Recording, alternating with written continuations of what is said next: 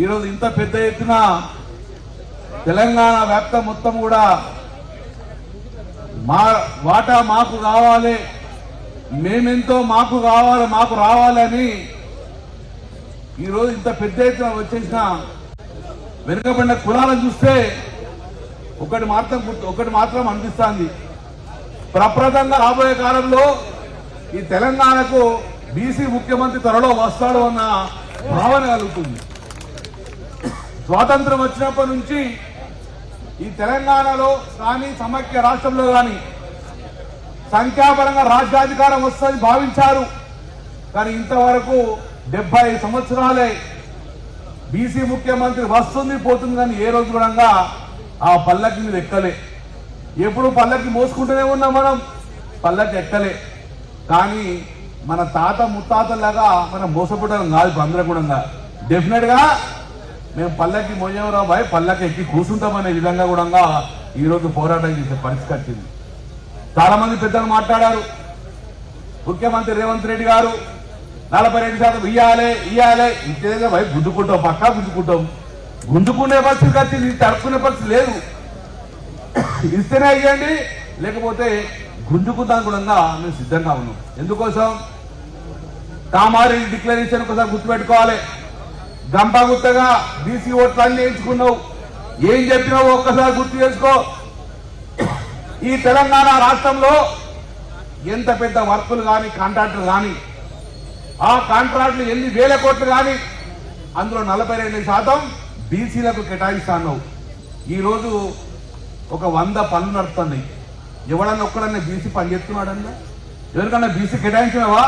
మళ్ళా గాలే ఆంధ్ర పాలకు రావాలి, 1000 కోట్ల సీతారామ ప్రాజెక్ట్, అన్ని ప్రాజెక్టులు ఉన్నా ఒక్క ప్రాజెక్టులు ఉన్నాయి ఈరోజు బీసీ కేటాయించింది. నెంబర్ 1 మోసం. నెంబర్ 2 42%. అక్కడ ఎవరు ఎందుకు వచ్చారు ఇక్కడికి? ఆ రోజు అసెంబ్లీలో మాట్లాడిన నేను ఇదే విషయంలో, కానీ ఒక్క నిమిషంలో మైక్ కట్ అయింది. బహుశా ఇక్కడ మైక్ కట్ కాదు కాబట్టి అద్భుతం మనం మాట్లాడుకునే అవసరం ఉన్నది. అసెంబ్లీలో మాట్లాడితే అయిపోయి బీసీలో మా 42% రిజర్వేర్ అనగానే మైక్ కట్ అవుతుండే. ఎంతగానో మొత్తుకోవాలి. అందుకే సోదరులారా ఒక్కటి మాత్రం గుర్తుపెట్టుకోండి, 42% మీరు ఇస్తారని మోసం చేసిండ్రు. మొత్తానికి గంపగుత్తగా బీసీల ఓట్లు వేసుకొని ఈరోజు కాంగ్రెస్ ప్రభుత్వం చేరింది.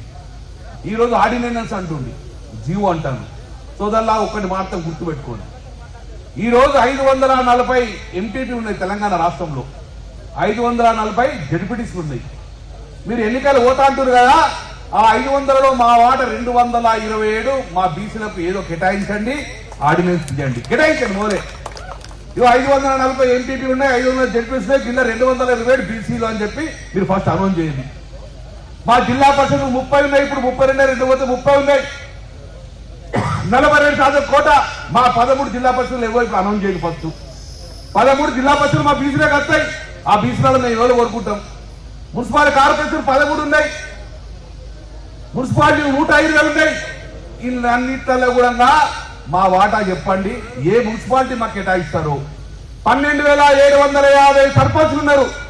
మా వాటా మాకు కేటాయించి ఇవి అన్ని కూడా మీ బీసీలకు ఇస్తామని చెప్పేసి ఆ ఆర్డినెన్స్ దాన్ని తీసిన తర్వాతనే ఎన్నికల పోండి. కానీ మేము జీవో ఇస్తాం, ఆర్డినెన్స్ చేస్తాం, ఎవరో కోటుపై ఆగుతాం, మేమేం చేయాలని మోసపుచ్చే ప్రయత్నం చేయకు. మీరు మోసపుస్తే కూడా మోసపోయే పరిస్థితి లేదు. సోదరులారా ఒకటి గుర్తుపెట్టుకోరు, మన తాత ముత్తాత తప్పు చేసి కావచ్చు, భయపడి కావచ్చు, కానీ మనం తప్పు చేస్తే మన పిల్లల భవిష్యత్తు అంధాకారం అయిపోతుంది, మన భావితరం యొక్క భవిష్యత్తు అంధాకారం అవుతుంది. ఈ రోజు మనం ఉన్న స్థాయిలో మన బిడ్డల భవిష్యత్తు అంధాకారం డెఫినెట్ గా మనం కొట్టాలి. మన పిల్లలకు ఎట్లయితే ఆశ్రితమో మనం కొట్లాడి ఈ బీసీ వాట కూడా మన భవిష్యత్ తరానికి ఇవ్వాల్సిన బాధ్యత మన అందరి మీద ఒక పౌరులుగా, మన యొక్క రాజకీయ నాయకులు ఉన్న ఒక ప్రముఖులు ఉన్నాం కాబట్టి డెఫినెట్ గా మన పోరాటం భావితరానికి వస్తాయి. ఏం కొట్లాడుతున్నాం? సంఖ్యాపరంగా రాజ్యాధికారంగా మేమెంతో మాకింటే ఏమంటారు అంత ఇష్టపడకూడదే. మేము మా సంఖ్య చూడండి, మాకు రాజ్యాధికారం రావాలని కోరుకుంటున్నాం. కాబట్టి సోదరులారా, ఇది ఈ రోజు ధర్నా చేసిపోవడం కాదు. ఈ ధర్నా ఎప్పటి వరకు కంటిన్యూ అవుతుందంటే 42% ఆర్డినెన్స్ కాదు, చట్టసభలలో 9th షెడ్యూల్లో పొందుపరిచి ఆ చట్టాన్ని తీసుకొచ్చి మాకు చూపిస్తేనే మేము నమ్ముతాం. కానీ జీవో ఆర్డినెన్స్ చేయాలనుకుంటే 20 నెలలు ఎందుకు ఏం చేసినావు మరి? జీవో దాని మీద రిజర్వేషన్ రావాలంటే, ఆర్డినెన్స్ దాని మీద రిజర్వేషన్ రావాలంటే మరి 20 రోజులు ఎందుకు కాలం, 20 నెలలు ఎందుకు కాలం పని చేసినావు? అప్పుడు అయ్యొచ్చు కదా. అది నీకు కూడా తెలుసు, నాకు తెలుసు. జీవో ద్వారా, ఆర్డినెన్స్ ద్వారా ఎట్టి బస్సులో ఈ చట్టం నిలబడది. చట్టం నిలబడాలంటే తమిళనాడు తరహాలు ఇవ్వమని చెప్పినాం. మళ్ళీ ముఖ్యమంత్రిగా సూటిగా ఒకటే అడుగుతున్నాం, ఈ భారతదేశంలో ప్రప్రదంగా 42% దాటి రిజర్వేషన్ వచ్చిందంటే తమిళనాడులో వచ్చింది 69% దాకా. ఆ రోజు వాళ్ళు వేసింది జయలలిత కూడా. జయలలిత అగ్రవర్ణాలు కావచ్చు, కానీ ఆ రోజు బీసీలకు రిజర్వేషన్ కావాలని చెప్పేసి ఆ రోజు చట్టంలో బీసీలో అసెంబ్లీలో తీర్మానం చేసుకొని అక్కడ ఉన్న మొత్తం మంది ఎమ్మెల్యేలు, ప్రతిపక్ష ఎమ్మెల్యే ఎంపీలను తీసుకుపోయి ఢిల్లీలో కూర్చున్నది. పివి నరసింహరావు ముఖ్యం ప్రధానమంత్రి చెప్పింది పివి నరసింహరావు తోటి. పివి నరసింహరావు గారు మా బీసీలకు ఈ పార్లమెంట్ లో బిల్లు పెట్టి 90 సీట్లు ప్రొడ్యూస్ చేయకపోతే నేను పరిపాలన అనేది తమిళనాడులో చేయ, నా పరిపాలన మొత్తం ఢిల్లీలో చేస్తా పోరు అని బీసీతో కూర్చున్నది. కాబట్టి ఆ రోజు చట్టసభల్లో 90 సీట్లు ప్రొడ్యూస్ చేసింది. మరి ఏరా రేవంత్ రెడ్డి పోయినావా? ఢిల్లీకైనావా? మమ్మల్ని పట్టుకపోయినావా? ప్రధానమంత్రి కలిసినావా? పార్లమెంట్ లో పెట్టినావా? ఇదే బ్లూటూత్ అసలు పోయి జంతర్ మంత్రగా చేసుకుని వచ్చినావు. ఏం లాభం జంతర్ మంత్రగా చేస్తే? ఈరోజు నిజంగా ఈరోజు చిత్తశుద్ధి ఉంటే అఖిల పక్షాన్ని తీసుకెళ్ళండి, మొత్తం అసెంబ్లీ తీసుకెళ్ళండి, పార్లమెంట్ తీసుకెళ్ళండి. ఢిల్లీలో కూర్చుందాం, నేను కూడా ఢిల్లీలో కూర్చుందా. ఢిల్లీలో మోదీ దగ్గర కూర్చొని ఆ యొక్క తమిళనాడు తరహాలో 9th షెడ్యూల్లో పొందుపరచేదాకా ఢిల్లీ విధి లేదు, ఢిల్లీ కది లేదు అని చెప్పండి. డెఫినెట్ గా దిగొస్తుంది మోదీ ప్రభుత్వం. చేయలేదా? మనం చిత్తశుద్ధి లేదు కదా. కాబట్టి ఈ యొక్క తమిళనాడు ముఖ్యమంత్రి అగ్రవర్ణ జయలలిత గారు ఎలా అయితే సాధించుకొచ్చిందో అలా సాధించుకొచ్చిన బాధ్యత ఈ సాగుగా రేవంత్ రెడ్డి గారు ఉన్నది. ఇప్పుడైనా మీరు తీసుకెళ్ళండి. ఇంకా కూడా మమ్మల్ని కల్లి బొల్లు మాటలు చెప్పి మమ్మల్ని మభ్య పెట్టకండి.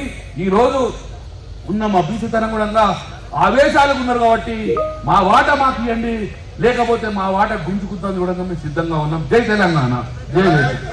ఇప్పుడు పెద్దలు జస్టిస్ ఈశ్వరయ్య గారితో పాటుగా రిటైర్డ్ ఐఏఎస్ అధికారి, ఇంటర్నేషనల్ ఫోరం అధ్యక్షులు, నిరంతరం బీసీల గురించే తప్పిస్తున్నటువంటి చిరంజీవి